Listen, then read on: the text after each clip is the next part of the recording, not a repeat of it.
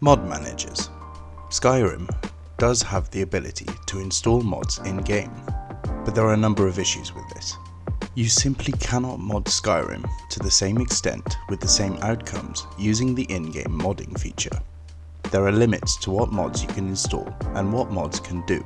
So, if you want the greatest game experience when it comes to Skyrim, there simply isn't anything better than using a mod manager and downloading the mods yourself.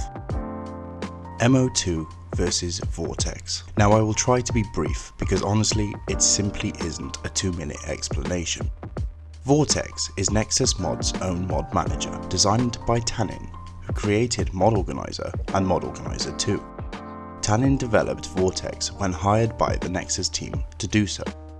Vortex has a very friendly user interface with loot built in, which is a great feature. It has the ability to show you conflicts between mods as they arise and allow you to choose which to take priority. Vortex also supports a vast number of games as it was designed to do so, where Mod Organizer was designed with Bethesda games in mind.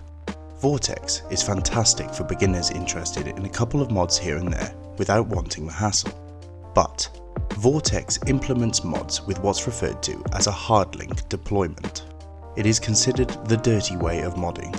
This is because Vortex directly inputs changes to the game files to the originals and overwrites them.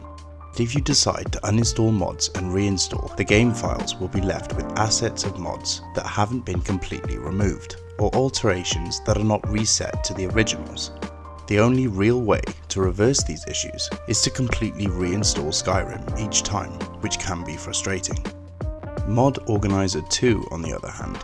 After Tanin moved on to develop Vortex, Mod Organizer 2 was taken up by the community and has constantly been updated and developed since. Mod Organizer 2 is more practical than pretty per se. The user interface is not as simple, but at the same time does not take long to adapt to, and it is still relatively straightforward. MO2 is suited for those interested in large-scale mod builds with a much more thorough process. MO2 requires you to install extensions like loot manually as it is not built in. You will have to spend a little more time with your setup and manually check for conflicts and correct them if you are not happy with the priority of the mods. But the main benefit of MO2 is its implementation. Mod Organizer will virtually overwrite other mods and the main game files, so all mods and the original game files remain intact. Should you decide to remove mods later, you can add and remove to your heart's content without manipulating game files or mod files. This is the clean way of installing and is far superior to Vortex's implementation. For this reason alone, I would suggest using MO2 over Vortex, as I am not a fan of programs manipulating original game files, as it just leads to problems eventually. Is this a biased comparison?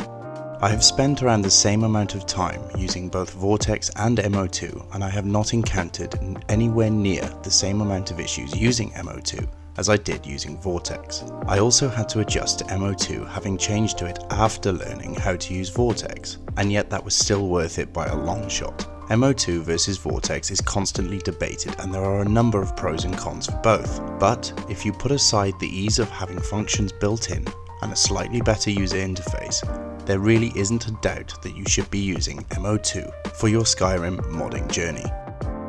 For this series, I will be using MO2. If you are following these videos step for step, then you will want to use MO2 as well, as there will be elements in the future that won't apply when using Vortex. I will guide you through using Mod Organizer 2, so you don't have to worry whether or not it is within your capabilities to use.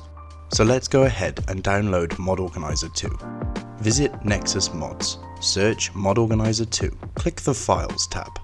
Click the Download button under the latest version. Once it is finished downloading, open your Downloads folder. Double-click on the downloaded application. Accept the agreement. Choose an installation path. I have chosen the same directory as my Steam and Skyrim installation outside of Program Files. Click Next. Click Next again, and Next again. Check the box that says Create a Desktop Shortcut, click Install. Mod Organizer 2 will now install. Time for a brew. Click Finish and launch. A pop-up window will appear. Click Create a Global Instance, select Skyrim Special Edition, select your file directory. Click Next. Click Finish. Mod Organizer will ask you if it wants to associate NXM links. Click Yes. Mod Organizer will have detected your main game files, along with the DLC and Creation Club content, if applicable. Good job! You have now installed your Mod Organizer. In the next video, we will be looking at installing the key applications for Skyrim modding. Hope to see you there.